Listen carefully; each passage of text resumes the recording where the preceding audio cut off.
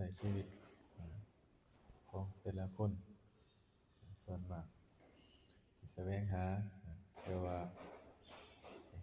ให้มีให้เป็นให้ได้ดังหวังแต่ว่าหามาสิ่งที่หาล้วนแต่หาเพราะว่าความอยากได้อยากมีอยากเป็นเหมือนกับคนอื่นก็เลยเป็นทุกข์เพราะสิ่งที่บ่มีพอมีแล้วก็เป็นทุกข์เพราะสิ่งที่มีเหมือนกันมีแล้วก็เป็นทุกข์ได้เหมือนกันมีบ้านมีรถมีที่ไร่ที่นาจั่งซี้ก็เป็นทุกข์คือกันนี่เพราะว่าหยังทุกข์เพราะหยังเพราะว่ามีบ้านได้มาแล้วต้องดูแลรักษาคันบ้านหลังใหญ่ก็แฮ่งได้รักษาหลายทำความสะอาดต่างๆดูแลรักษาก็หลายก็มีความห่วงความกังวลเป็นมีความกังวลหลายเหมือนกันจังว่ามีก็ทุกข์บ่มีก็ทุกข์จังว่าให้หาให้ความมันเห็นพอดีบาดจังว่าให้หาให้พอดีบ่หาหลายจนเกินไป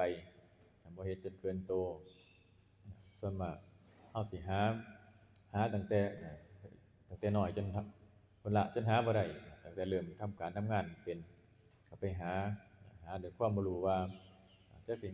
หาแล้วไปแล้วได้ไปแล้วสิเอาไปเฮ็ดหยังจุดสูงสุดคือหยังจุดหมายคือหยังเป้าหมายคือหยังบางคนก็มีแต่ว่าเพื่อสิร่ำสิรวยเพื่อสิมีให้คนยอมว่ามีเงินมียศมีสิ่งต่างๆจังซี่นี่ล่ะมีคำสรรเสริญจังซี่ก็ว่าสิให้เขาว่ามีเงินเป็นคนมีเป็นเสียนั่นเสียนี่เป็นเจนั่นเจนี่จังซี่ส่วนมากสิเป็นแนวหามา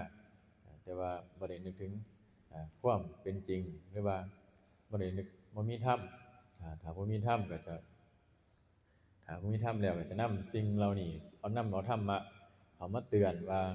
ถ้าเฮามีหลายแล้วก็ต้องหาสิ่งเป็นที่พึ่งทางใจหรือว่าอริยทรัพย์หาหาทรัพย์ทางใจนำบ่แม่นว่าหาแต่ทรัพย์ภายนอกทรัพย์ภายนอกใช้ไปพอฮอดวันเวลาบางครั้งมันอาจจะเสื่อมไปเสื่อมก็คือว่าบางครั้งมันมีเหตุปัจจัยให้เฮาได้เสียไปเฮ็ดให้เฮาได้เสียทรัพย์สินสิ่งของต่างๆที่เฮามีอยู่นี่มันก็เสื่อมไปเสียไปตามกาลตามเวลาเพราะว่าหยังเพราะว่าเหตุปัจจัยที่เฮาบ่ได้ยินได้ฟังธรรมเอาไปใช้โดยขาดสติเอาไปใช้โดยขาดการพิจารณาบ่ได้นึกถึงว่าอนาคตภายภาคหน้าว่ามันสิเป็นจังไดหรือว่าบ่มีไผฮู้ว่าอนาคตข้างหน้านี่มันจะเป็นจังไดเพราะตอนนี้ก็หลงเพลิดเพลินไปกับสิ่งที่มีไปกับสิ่งที่เป็นอยู่ก็เลยบ่มีสติขาดสติไปก็เลยเกิดความประมาทในการใช้ชีวิตประมาทในว่ายังมีเงินยังมีบ้านมีรถมีสิ่งของมีลูกมีเต้ามีทรัพย์สินหลายหน้าจังซี่นี่ล่ะมีจังซี่พอสักมื้อหนึ่งบาดนี้พอเริ่มบ่มีไปแล้วจังสิเริ่มมาคิดได้คำว่าอ๋อนี่จังสิเกิดขึ้นมาแต่ถ้าตอนที่มันมีอยู่ตอนที่มันมีครบบริบูรณ์อยู่จังซี่มันก็บ่คิดพอเหมือนกับร่างกายของคนเฮานี่ล่ะตอนที่แข็งแรงก็คิดบ่พอมีแต่ไปใส่ไปโดยทำการทำงานหางานเพื่อว่าสิได้ทรัพย์สินเงินทองมาแต่ว่าก็บ่ได้หาสิ่งที่เป็นที่พึ่งทางใจหรือว่าเป็นทรัพย์ทางใจเอาไปใช้จังซั่นอันนี้ก็คือสิ่งที่เฮาประมาทสิ่งที่เฮาลืมหรือว่าบ่ได้ยินได้ฟังธรรมก็เลยไปคิดตั้งแต่เอาร่างกายนี่ไปหาตั้งแต่เงินหาตั้งแต่ทำการทำงานจนลืมว่าต้องหาที่พึ่งนำแต่แม้แต่บุญจังซี่มีแล้วมันก็เบิดเป็นคือกันเพราะว่าเฮาเกิดมานี่ก็ย้อนฤทธิ์ของบุญที่ได้เกิดมาเป็นคนได้มาพบพระพุทธศาสนานี่ก็เป็นฤทธิ์ของบุญเป็นบุญบุญญาฤทธิ์สิ่งเหล่านี้ก็เป็นบุญถ้าเฮาใส่ไปชีวิตไปนี่ถ้ามื้อใดมื้อหนึ่งบุญมันเบิดเฮาก็สิตกทุกข์ได้ยากคือกันจังว่าในเมื่อเฮาทำงานก็ยังมีมื้อหยุดในเมื่อเฮาจังซี่ก็ต้องมีมื้อทำบุญนำหามื้อทำบุญแปลว่าสะสมไว้สะสมบ่ให้มันเบิดให้มันเพิ่มขึ้นไปทำนี้บาปก็บ่ได้เพราะว่าหยังเวลาบาปมันจังให้ผลบ่ทันเวลาเฮามีบุญไว้หลายๆจังซี่เวลาเจ้ากรรมนายเวรเขามาเอาเขามานำมาเอาจังซี่เข เขามีเขาได้ไปแล้วเฮาก็บ่ได้เจ็บบ่ได้ไข้บ่ได้ป่วยอย่าลืมได้ว่าบางอย่างสิ่งที่เฮาเจ็บไข้ได้ป่วยเล็กๆน้อยๆก็เป็นผลของการกระทำที่เฮาทำไว้หรือว่าบุญของเฮามันเบิดเขาก็เลยนำมาเอาเฮาในเมื่อเอาบ่ได้เฮาก็เลยได้เจ็บได้ไข้ได้ป่วยนั่นจังซี่เพราะว่าตอนที่เป็นเด็กน้อยครูบาก็มักฆ่าสัตว์คือกันมักฆ่าสัตว์มักหานั่นหานี่หายิ่งนั่นยิ่งนี่พอใหญ่ขึ้นมาพอใหญ่ขึ้นมาพอทำการทำงานช่วงก่อนสิบวชนี่แฮงเจ็บออดแอดเจ็บขาจังซี่ตะกี้มักไปหาเขียดมักหาเขียดมักหาขาเขียดจังซี่พอมาใกล้สิบวชจังซี่มันละเป็นพุทธขึ้นมาในจิตว่าโอ้นี่บ่เป็นกรรมที่เขาเคยเฮ็ดเขาไว้บ่จังซี่มันเลยเจ็บแข้งเจ็บขาเจ็บแข้งเจ็บขาน้ำตนน้ำโตไปอันนี้คือถามว่าย้อนเบิ่งกับน่าจะเป็นกรรมที่เฮาเคยเฮ็ดกับเขาไว้นี่ล่ะเวลาบุญบ่มีมันก็ได้รับผลแต่ว่าเวลาใดบุญที่มันมีจังซี่เขาเขาก็ได้ไปเฮาก็บ่ได้มีความเจ็บไข้ได้ป่วยนำร่างกายของเฮาจังซี่ความเจ็บในร่างกายของเฮาก็สิบ่มีมันก็เพราะว่าหยังเพราะว่าเฮามีให้เขามีเงินให้เขาคือจังเขามาเก็บหนี้นี่ล่ะถ้าบ่มีเขาก็ทำลายเฮานั่นคือก็ฆ่าเฮาเอาจังซี่อันนี้ก็เป็นเหมือนกันเฮามีบุญให้เขาก็เขาได้ไปแล้วเขาก็ไปเขาก็บ่จองล้างจองเวรต่อกันจังซี่พวกสัตว์ต่างๆที่เฮาเคยเฮ็ดเขาไว้ในเมื่อเขามาพ้อ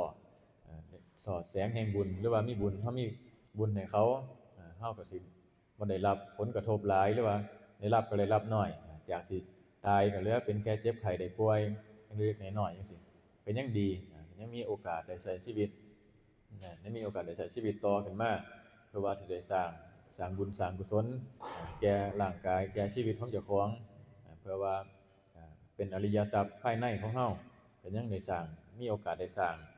ดีกว่าว่าเขามาเอาไปแล้วตายไปเลยบางคนทางชีวิตยังบ่ได้มีโอกาสได้ทำบุญเลยบ่มีโอกาสได้ทำบ่หรือว่ามีขนาดมีคนชวนก็ยังบ่ไปก็ยังมีจังซี่นะว่าแต่ว่าสิ่งเหล่านี้ว่าแต่ว่ามันบ่มีบาปบ่มีบุญไผมาชวนไปทำบุญทำกุศลก็บ่ไปบ่เฮ็ดหยังบ่ไปซอยทางใดสิก็เป็นส่วนหนึ่งเพราะว่ายามฮอดมันให้ผลมาจังสิคิดพอแต่ว่าในเวลาที่บุญเจ้าของยังมีอยู่นี่ก็สิหลงคิดว่าเจ้าของนี่บ่ได้รับบาปบุญบ่มีทั้งที่เจ้าของเฮ็ดมาตั้งแต่น้อยจนเฒ่าใหญ่บ่ได้รับผลหยังอันนี้คือตอนที่มันยังบ่ให้ผลในเวลาที่มันให้ผลแล้วเกิดจังสิฮู้บางครั้งอาจสิสายเกินไปแล้วบ่มีโอกาสได้แก้ไขบ่มีโอกาสได้ปรับปรุงตัวเพิ่นจังว่าให้เฮาเฮ็ดไว้สร้างไว้ตั้งแต่ยังที่ร่างกายที่แข็งแรงยังตอนที่มีชีวิตอยู่บ่ให้ใช้ชีวิตในความประมาทตั้งอยู่ในความบ่ประมาทก็คือให้เฮาให้ทานไว้ศีลไว้รักษาไว้ภาวนาไว้นี่ล่ะเพื่อว่าให้มันเป็นสิ่งเกื้อหนุนของเฮาภายในจิตในใจของเฮานี่ล่ะเอาส่ำนี้ล่ะ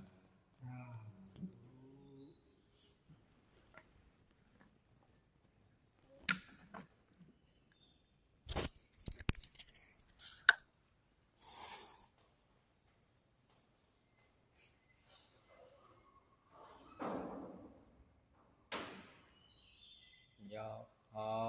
วาริวหาปุราปาริปุเรนติสากาลังเอวะเมวะอิโตทินังเปตานังอุปกัปปติอิจิตังปฏิตังตุมหังคิปะเมวะสมิจฉันตุสัพเพปุเรนตุสังกปปาจันโทปนรโสยถามณิโชติรโสยถาสัพพิติโยวิวัชชันตุสัมมาโรโควินาศตุมาเตภวัตวันตรายโยสุขีติกายุโกภวะอาภิวาทนาสิริสานิจังวุฒาปัจจายโนยัตตารุธรรมาวันตันติอายุวันโนสุขังภลังภวตุสัพพมังคลังรักขันตุสัพพเทวตา สัพพพุทธานุภาเวนะสัทธาโสธิภวันตุเตภาวะตุสัพพมังคลังรักขันตุสัพพเทวตาสัพพธัมมานุภาเวนะสัทธาโสธิภวันตุเตภาวะตุสัพพมังคลังรักขันตุสัพพเทวตาสัพพสังฆานุภาเวนะสัทธาโสธิภวันตุเต สาธุ